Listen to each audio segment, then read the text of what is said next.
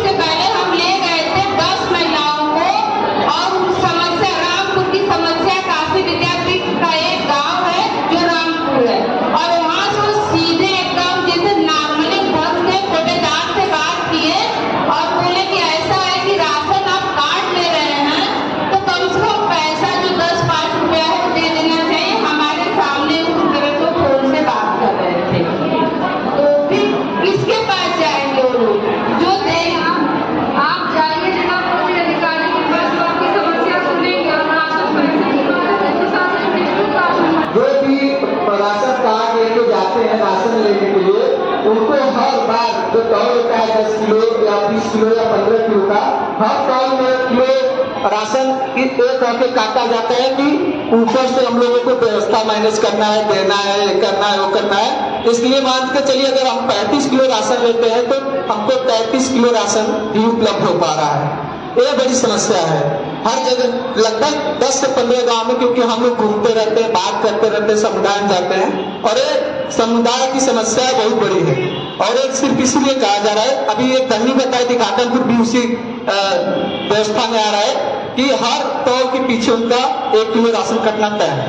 तौल में कम देते हैं कि वो कह रहे हैं कि 1 किलो कम देना है, मतलब आप 15 किलो गेहूं लेना है तो आपको 14 किलो जो तौल में घटलौती करते उससे मतलब नहीं है, 1 किलो डायरेक्ट कह के काट रहे हैं। 1 किलो कम देते हैं। हाँ, 15 किलो गेहूं देना है तो 14 किलो तौल के देते हैं, और 20 किलो चावल देना है तो 19 किलो देते हैं, कह के देते हैं। नहीं तो आप उनसे बिल्कुल मत दीजिए, कहिए कि हमारा जितना मशीन में दिखा रहा है, आपको पढ़ने आता है ना, कितनी यूनिट दिखाता है, प्रत्येक यूनिट पे 3 किलो चावल, पहले 3 किलो गेहूं मिलता था, 2 किलो चावल मिलता था, अब रिवाइज हो गया है 3 किलो चावल और 2 किलो गेहूं मिलता है। नहीं तो उनका नाम काटने के बाद आप हमें ये पूछना है, क्योंकि बार बार हमको एक सवाल का जवाब दे रहा है आपसे कि लोगों की सबसे बड़ी समस्या है कि नाम कट रहे हैं। सही बात है कि नहीं? नाम कटने का एक और कारण होता है, राशन कार्ड में जो आधार की पहले सेटिंग हुई थी, उसके बाद सेटिंग हुई थी। सेटिंग में बहुत लोगों का जो नाम है जो आपका आधार बना, आपने बाद में करेक्शन करा दिया, जब करेक्शन हो गया तो आपका आधार सेटिंग नहीं देगा, जब सेटिंग नहीं देगा तो ऑटोमेटिक आपका नाम। ये लोगों का प्रॉब्लम है कि आपके सॉफ्टवेयर का? ये लोगों का प्रॉब्लम है। अगर आपने अपना आधार संशोधन कराया तो आप इसको अपना आधार पहुंचा। ये सब ये देखिए, आप ये सब टेंशन करके चल रही है, पर लोगों की समस्या ये है, और जो सच्चाई थी और वो प्रक्रिया हमको आपसे चाहिए, और आपको नहीं मालूम है तो आप कहिए कि नाम किस आधार पे कट रहे, ये हो सकता है आधार कुछ नहीं, ये सब ये है ना उपाय, आधार एक तो वॉलेंटरी है, ये सब आप तो कुछ नहीं कर रहे हैं, आधार कानून में आधार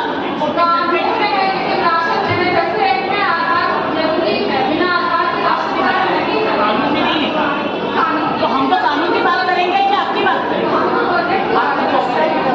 देखिए आप देखिए, आप हमको इतना ही बताने की कोशिश करें, लोगों के लिए बहुत बड़ी समस्या है।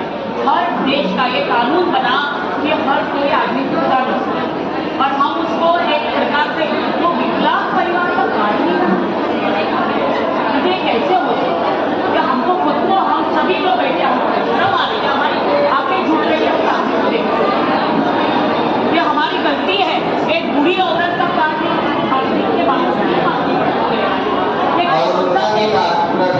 हमें हमको शर्म आ रही है कि बुरी औरत को भीख मांग के खाना पड़ रहा है, उनका कट जाए, विकलांग परिवार है। अच्छा, आवाज दी जा रही है। हम कह रहे हैं कि हमारे हमें देश के नागरिक के नाते हमारी आंखें झुक रही है, हमको शर्म आ रही है कि हम भूखे को हम जो उसके कानूनन अधिकार है वो कुछ नहीं मांग रहा है, बंगला सोना चांदी सिर्फ 5 किलो दे, और वो भी हम दे ही नहीं पा रहे, और हम कुछ ना कुछ कारण से भूखे रहेंगे। आशा है कि आपने आज सुना है, आपको ये आगे उसको ले जाएगी और सुलझाए, पर ये हमको लोगों का नजर से देखना चाहिए। ये कानून भी लोगों ने लाया है, ये कानून लोगों के लिए आया है, और सरकारी की जिम्मेदारी है, ये देश के नागरिक है। मुझे देखिए, असल में लोगों की दिल की बात आई तो किसी ने कहा भी नहीं कि ताली बजाओ और ताली बज गई, क्योंकि असल में अरुंधति ने दिल की बात कह दी जो लोगों के दिल में है। हमें ये भी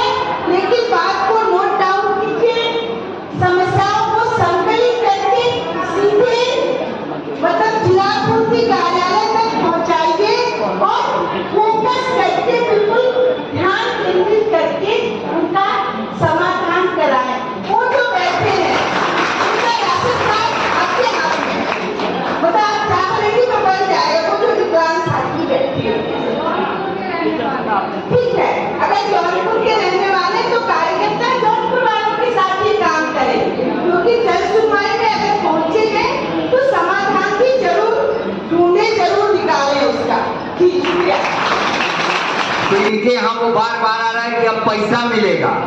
अब राशन का कुछ दिन बाद ना, अरुंधति जी ठीक कह रही हैं कि संसद में भी हम लोग जाके सांसदों से कहते हैं, दिल्ली में लड़ते हैं, लखनऊ में लड़ते हैं, रुका हुआ है और सरकार को भी 5 किलो पर वोट मिल जा रहा है।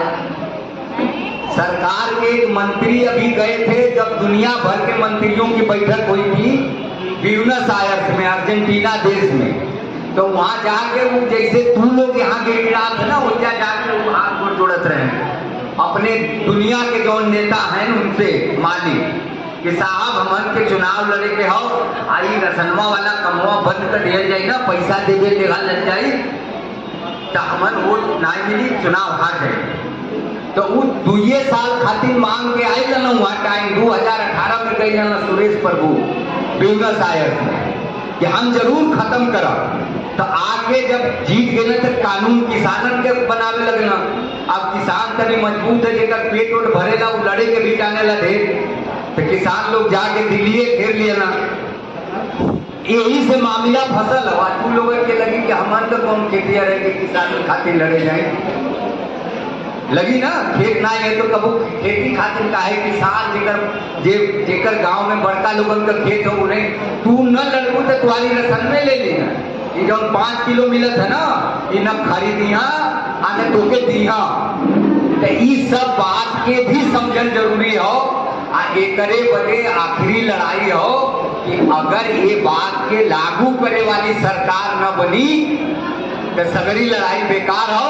तो ये आखिरी बात हम आपसे कही जात हो कि आप सबके इस सब चीज के समझते हुए कि अपने बेटा बेटी के पढ़ावे लिखावे के भी हो, अपने खाए के भी हो, कमाए के भी हो, और कोरोना के बाद अपन सरकार अपन के जो लखनऊ में और दिल्ली में सरकार हो वो करे लगे तो कुल आंकड़ा उकड़ा इकट्ठा करे वाला काम बंद कर दे हो।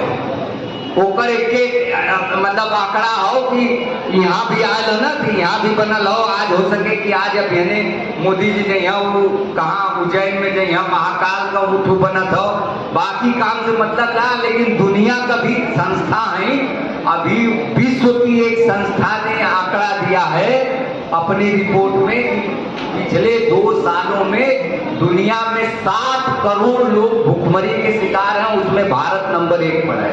तो इतने जान ल, ये लड़ाई के लड़े बदे अपने बेटा बेटी के भविष्य बदे लड़े के परी, बिना लड़ने चेला का कोनो रास्ता ना हो। इनकलाब जिंदाबाद। मैं एक बात पे खास तौर से सभी का ध्यान आकर्षित करना चाहती हूँ। पिछले कुछ समय से, खास तौर से कोरोना के टाइम से अगर देखें तो क्या हुआ है, सरकार ने जो अरविंद जी बात कह रहे थे कि बड़े बड़े घोटाले, लेकिन मनरेगा के काम की माप पूरी चाहिए। एक बार हमारे यहाँ सीतापुर में एक संगठन के साथी ने सीटों से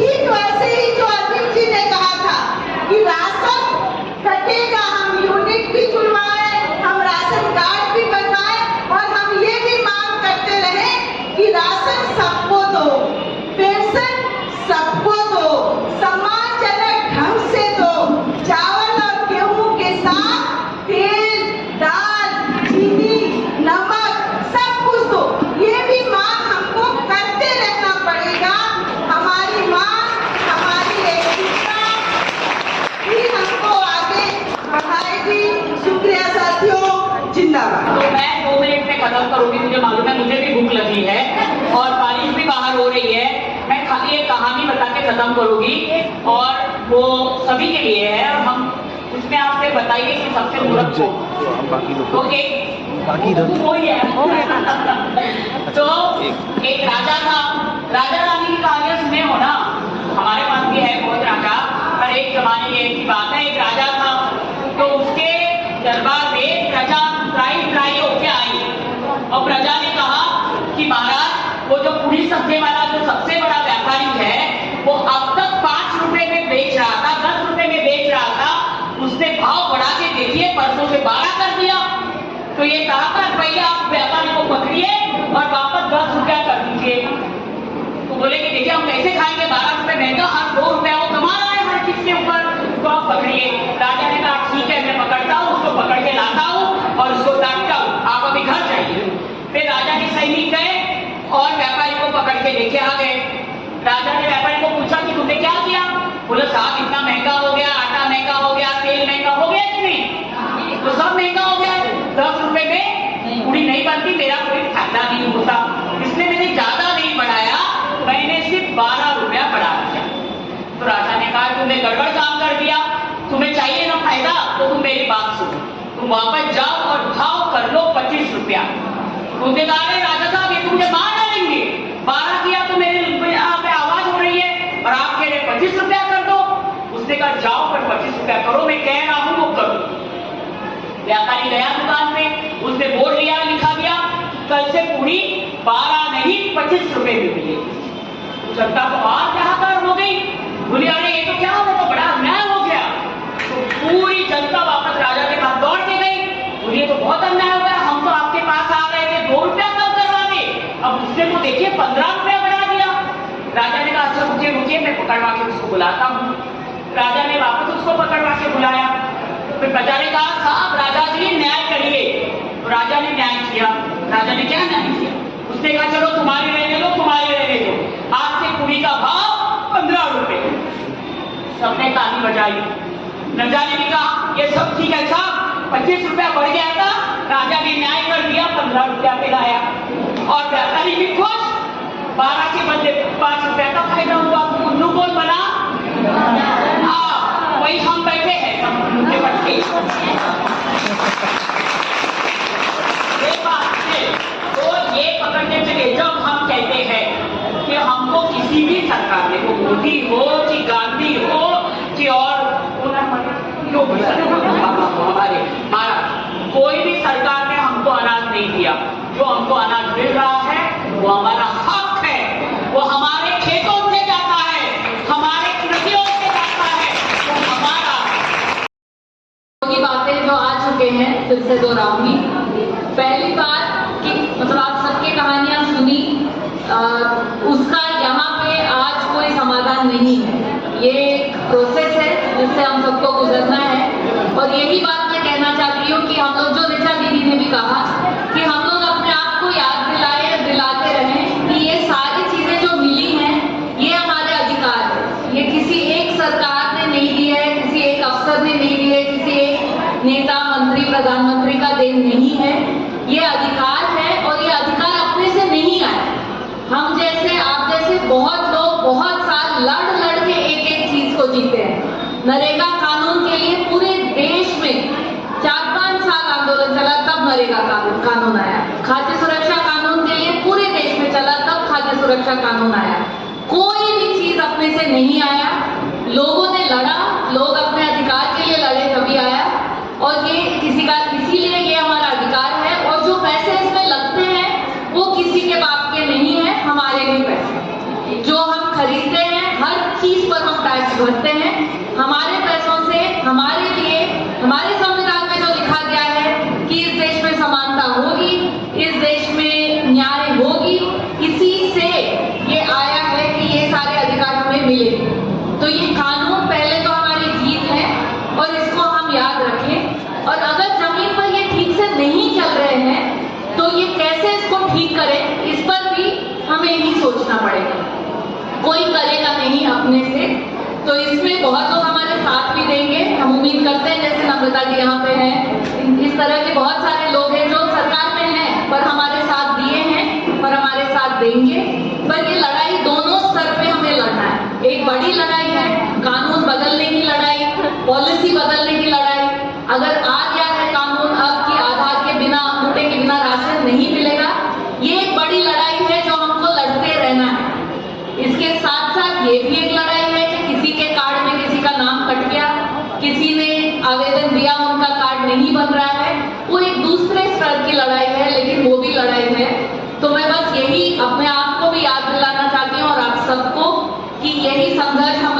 मिलकर करते रहना है।